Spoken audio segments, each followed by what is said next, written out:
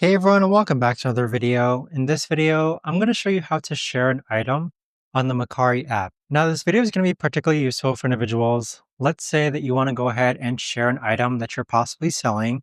Maybe you know some family or friends who might be interested in it.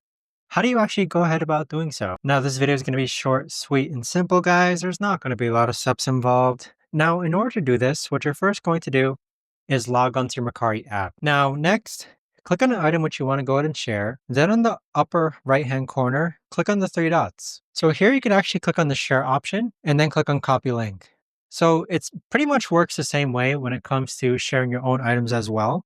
So if you go into one of your items, click on the three dots, click on share, and click on copy link. But that right there, guys, is the best and easiest way that I know of to actually go ahead and share an item on the Mercari app. If you guys know of a better, easier way to actually do this, let me know in the comments down below. I would love to know. Thanks so much for watching, everyone, and I'll see you guys all in the next video.